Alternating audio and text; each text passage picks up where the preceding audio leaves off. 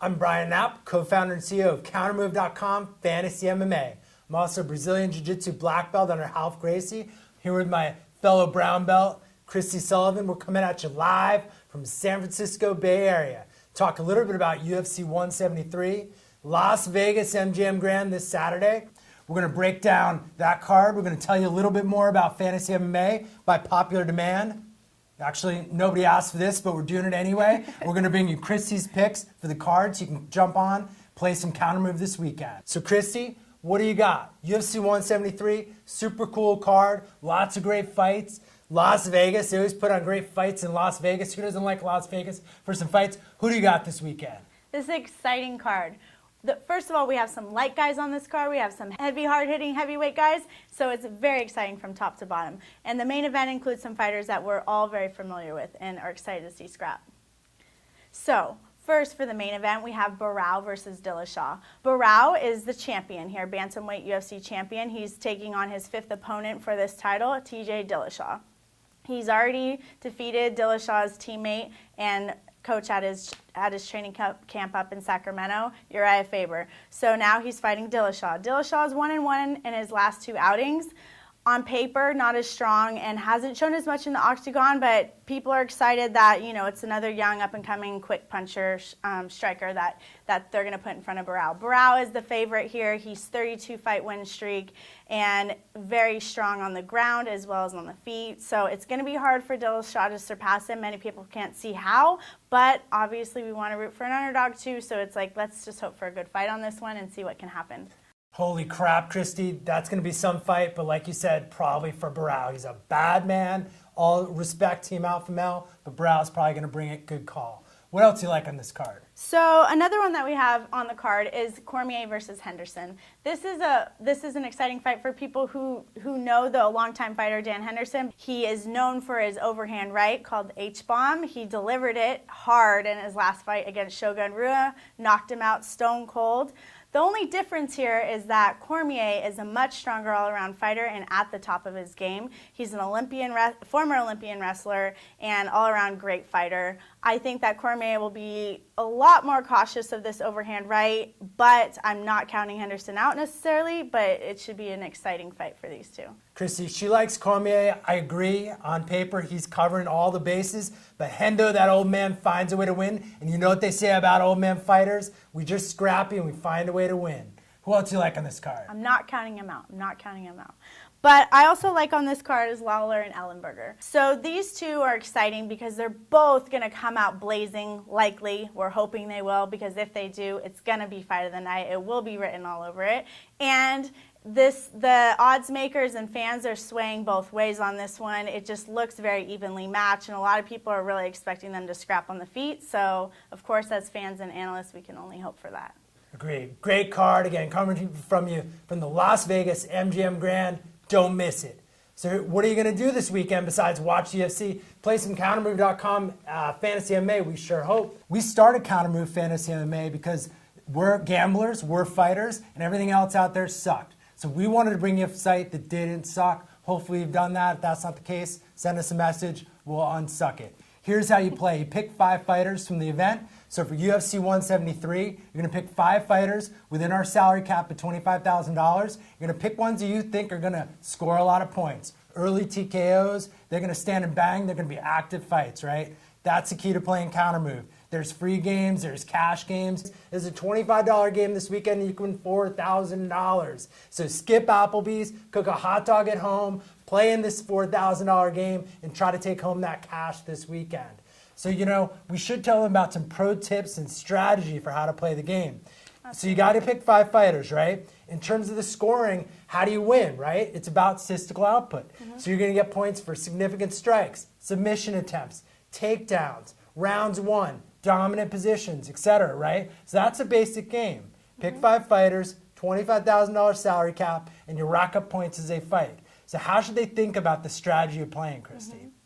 So fantasy is next level. You're not just looking at the card and being like, this guy I think he's going to win, this guy I think he's going to win. You're looking at the card and you're thinking, which guy is going to win and how is he going to win? Is he going to win with explosive strikes and there's going to be a lot of them, or he's going to finish early, or her? So you also want to know Statistical output. Statistical output of a fighter is key in fantasy and any sport, but in MMA, it applies to strikes, kicks, and early finishes. You get the most points for those. So you want to think not just who your favorite fighters are and who's going to win, but how are they going to win. So think about there are fighters who are going to be put more statistical output out there than other fighters, and who's going to finish early. So those are your sure bets and your picks. The second tip that we have is that you want to look for preliminary fighters that are strong. So don't just think of it as all as main event favorites.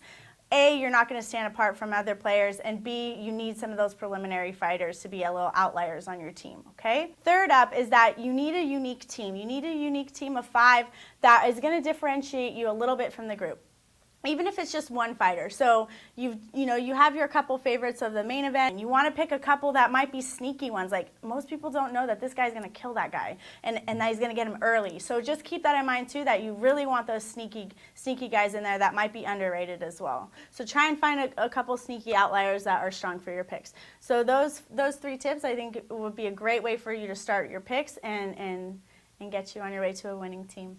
Thanks, Christy. Top fantasy MMA analyst. You heard it from her. You want to take home that $4,000 top prize in our $25 entry game? Sounds like you need a sneaky pick. You need to do your homework on the preliminary fights a little bit, and you need to think about statistical output, not just if they're going to win, how they're going to win. Because this ain't your mama's pick'em game. It's Kountermove.com fantasy skill-based game. So now, Christy, we're going to put you on the spot a little bit. Okay. What are your picks for 173? Who's your team? Okay. So going back to the 25,000 salary cap, you have to think, okay, if you divide that by 5, that's about $5,000 would be like an average range for a fighter. Math. Yeah, math. So it's not that complicated, but if someone costs more than $5,000, that's a more expensive pick. If they're under $5,000, that's a value pick, okay? Easy math. So first, what we have on the main event is Robbie Lawler. I feel this is like more a little bit of a sentimental pick, and he's a value pick too. He is only $4,800 for this pick, and he's evenly priced with his opponent, which means on paper they're very close. And the reason why is because these two are likely going to come at each other brawling on the feet. I think Robbie Lawler has the edge here. I think that he's on a great streak right now. He's doing fabulous, and I think that he'll also get this win over Ellenberger. Lawler's a good pick. What else you got? So next, this is a more of an expensive pick, but I think that he's a sure guy to win, and I hope I don't eat my words for that, but Daniel Cormier. Cormier costs $5,800, but like we talked about earlier, he's an all-around really strong fighter and has superior wrestling, and I think that he can put a stop to Henderson. Henderson does have his overhand right, but I think that if Cormier can win this, he's going to have a finish or he's really going to pick him apart. So I think Cormier is strong here. Sorry, Yeah. Dan. Wow, big investment, $5,800. You heard it here, though, from the expert. We'll see how that goes. We'll see. Who else you got on your team? So third I like is Varner. Varner costs $5,200, so pretty fair price there. He's going up against a guy that's also on a losing streak, Kraus. So they're both pretty motivated right now, or they should be extremely motivated right now. It could be life or death in their contract. So hopefully they come out fighting for their careers, and they should. Varner, I like him when he wins. He wins amazingly. He's strong on the feet. He's good at jiu-jitsu. Seen him at jiu-jitsu competitions, and he finishes people. So if he brings his A game, he could really take a win and do it in impressive fashion. So I like Varner for this one. Well, there you go. World-ranked jiu-jitsu competitor right here. You heard it from her. Varner as a pick on Kountermove.com. I think you got one more in there. Is that right? 2 more. 2 more. Almost good with the math. I think that's why you're the analyst. Okay, so you have 2 more picks. 2 5. more. So first of the last 2, Chris Holdsworth. Chris Holdsworth is a tough 18 contestant who performed really well on the show. He was expected to be this guy that came in and finished everyone because he was this jiu-jitsu ace, jiu-jitsu black belt, but he really showed how versatile he is on the feet. I see him as someone who's undervalued in this fight, and he could potentially score a lot on the feet or have a finish, whether it be on the ground or on the feet. So I like Chris Holdsworth in this fight, and he's cheap. He's $4,600. And if this guy finishes, he's probably going to finish fast. Yeah. Devastating He's fashion, fast. as they say. Who do you got? Last pick. Okay, so Mizugaki here. Mizugaki's definitely my cheapest pick. He's $4,100. He's cheap, and he's an underdog. And I like him in this fight against Rivera. I think that Rivera is definitely strong on the feet, but Mizugaki has definitely improved his boxing, and I think it's a little closer than most people are projecting this fight to be. So if Mizugaki is definitely improved with his boxing and really brings out a fight there, it's going to be exciting, and I think he can win it in a decision if it goes that far, which means a lot of action, a lot of scoring, and I think he edges the win on this one. Cool team, Chrissy. There you go. Sneaky picks, preliminary card picks, and ones with likely high statistical output one way or the other. You got it all in there. Very cool. We'll see how you do. Okay. Top MMA analyst, Jiu-Jitsu brown belt, Chrissy Sullivan. Thank you for your picks. We hope to see you on the site for this weekend. If you do play with us now, it's our honor to have you playing at the site. If you want to play this weekend, we hope you visit us at Kountermove.com. If you have any questions, hit us on Twitter, Facebook, send us an email. Kountermove, it's your move now.